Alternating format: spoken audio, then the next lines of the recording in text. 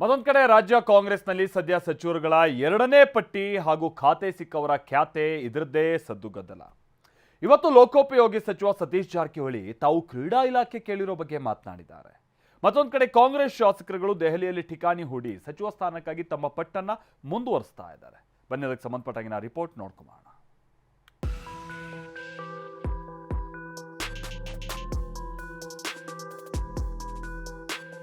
ಖಾತೆ ಸಿಕ್ಕವರಿಗೆ ಖ್ಯಾತೆ, ಖಾತೆ ಸಿಗದವರಿಗೆ ಮಂತ್ರಿಗಿರಿಯ ಅಭಿಲಾಷೆ. ರಾಜ್ಯ ಕಾಂಗ್ರೆಸ್ನ ಸುತ್ತ ಈ ಎರಡು ಬೆಳವಣಿಗೆಗಳು ಗಿರಕಿ ಹೊಡಿತಾ ಇದೆ.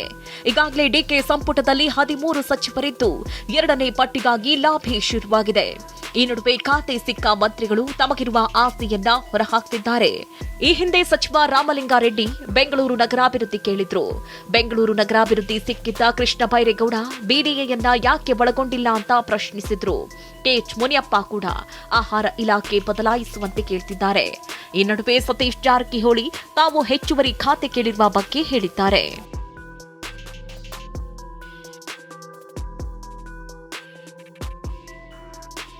ನಾನು ಹೆಚ್ಚುವರಿಯಾಗಿ ಕ್ರೀಡಾ ಇಲಾಖೆ ಕೇಳಿದ್ದೆ.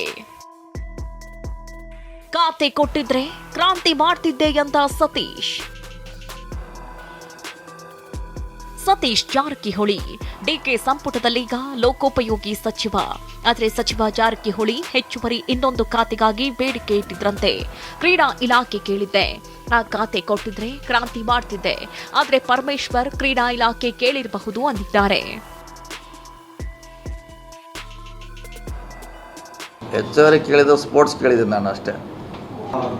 ಅದೇನು ಸಣ್ಣದಿದೆ ಕೂಡ ಅಂತ ಹೇಳಿದ್ವಿ, ಅದು ಆಲ್ರೆಡಿ ಕೊಟ್ಟುಬಿಟ್ಟಿದ್ದಾರೆ. ಮುಗಿದಿತ್ತು. ನಾನು ಮೊದಲಿಂದ ಸ್ಪೋರ್ಟ್ಸ್ನಲ್ಲ ಈಗೂ ಕಂಡಕ್ಟ್ ಮಾಡಿದ್ರಲ್ಲ ಸ್ಪೋರ್ಟ್ಸ್. ನಾನು ಅದು ಕೊಟ್ಟರೆ ರಾಜ್ಯ ಮಟ್ಟದಲ್ಲಿ ಮಾಡ್ಬೋದು ಒಂದು ದೊಡ್ಡ ಕ್ರಾಂತಿ. ಕೇಳಿದ್ದೆ, ಹಿಂದೂ ಕೂಡ ಕೇಳಿದೆ. ನಾ ಯಾವಾಗ ಒಂದು ಸಾರಿ ಧರಮ್ ಸಿಂಗ್ ಸರ್ಕಾರದಲ್ಲಿ ಇದ್ದೆ, ಅವಾಗೂ ಸ್ಪೋರ್ಟ್ಸ್ ಕೊಡಿ ಅಂತ ಕೇಳಿದೆ. ನಾನು ಅದು ಒಂದೇ ಕೊಡೋದು ಕೇಳಿದ್ದೆ. ಅವರು ಬಹುಶಃ ಕೇಳಿ ತೊಗೊಂಡಾರೆ. ಬಹುಶಃ ಅವರು ಸ್ಪೋರ್ಟ್ಸ್ ಮಾಡ್ತಿರ್ತಾರೆ. ಅವರು ತುಮಕೂರಲ್ಲಿ ಅವ್ರ ಕಾಲೇಜ್ನಲ್ಲಿ ಸ್ಪೋರ್ಟ್ಸ್ ಕಂಡಕ್ಟ್ ಮಾಡ್ತಿರ್ತಾರೆ. ಬಹುಶಃ ಅದಕ್ಕೇನು ಅವರು ಕೇಳಿ ತೊಗೊಂಡಿರ್ಬೋದು.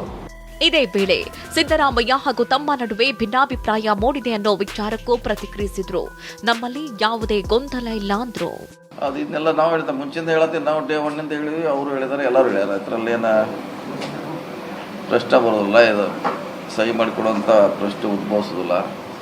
ಆದರೂ ಅದಕ್ಕೆ ಹೆಚ್ಚು ಪ್ರಚಾರ ಸಿಕ್ತು. IT ಸೆಲ್ನಿಂದ ಜಾಸ್ತಿ ಟ್ರೋಲ್ ಮಾಡಿದರು.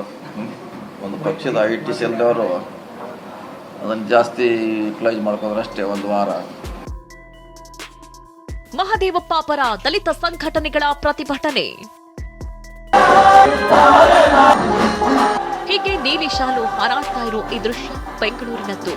HC ಮಹದೇವಪ್ಪಗೆ ಸಚಿವರ ಮೊದಲ ಪಟ್ಟಿಯಲ್ಲಿ ಅವಕಾಶ ಸಿಕ್ಕಿಲ್ಲ. ಹೀಗಾಗಿ ದಲಿತ ನಾಯಕನಿಗೆ ಸಚಿವ ಸ್ಥಾನ ನೀಡುವಂತೆ ಆಗ್ರಹ ಕೇಳಿಬಂದಿದೆ.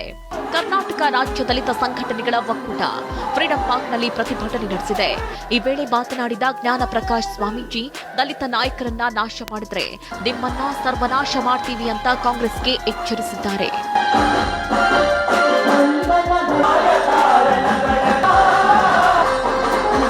ಘನತೆ ಮತ್ತು ಸ್ವಾಭಿಮಾನ ಪ್ರಜಾಸತ್ತಾತ್ಮಕ ಮೌಲ್ಯವನ್ನು ಎತ್ತಿಡಿದಕ್ಕಂಥ ನಾಯಕರನ್ನ ನೀವು ನಾಶ ಮಾಡ್ಲಿಕ್ಕೆ ಪ್ರಯತ್ನ ಪಟ್ರೆ ನಿಮ್ಮನ್ನೇ ಸರ್ವನಾಶ ಮಾಡ್ತೇವೆ ಅಂತಕ್ಕಂಥದ್ದನ್ನ ಈ ವೇದಿಕೆ ಮುಖಾಂತರ ನಾವು ಕರೆ ಕೊಡ್ತಾ ಇದ್ದೇವೆ. ಖಂಡಿತವಾಗ್ಲೂ ಈ ಮಾತನ್ನು ಹೇಳ್ತಾ ಇದ್ದೇವೆ. ಇನ್ನು ಸಿದ್ದರಾಮಯ್ಯ ಸಂಪುಟದಲ್ಲಿದ್ದ ಸಂತೋಷ್ ಲಾಡ್ಗೂ ಮೊದಲ ಪಟ್ಟಿಯಲ್ಲಿ ಅವಕಾಶ ಸಿಕ್ಕಿಲ್ಲ. ಹೀಗಾಗಿ ಧಾರವಾಡದಲ್ಲಿ ಆಳ್ವಾರದಲ್ಲಿ ಬೆಂಬಲಿಗರು ಪ್ರತಿಭಟನೆ ನಡೆಸಿದ್ದಾರೆ.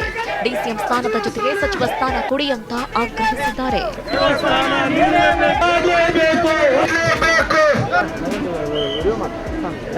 ಶಾಸಕ SS ಮಲ್ಲಿಕಾರ್ಜುನ್ಗೆ ಸಚಿವ ಸ್ಥಾನ ನೀಡುವಂತೆ ದಾವಣಗೆರೆಯ ಅರಳೀಮರ ಸರ್ಕಲ್ನಲ್ಲಿ ಪ್ರತಿಭಟಿಸಲಾಗಿದೆ.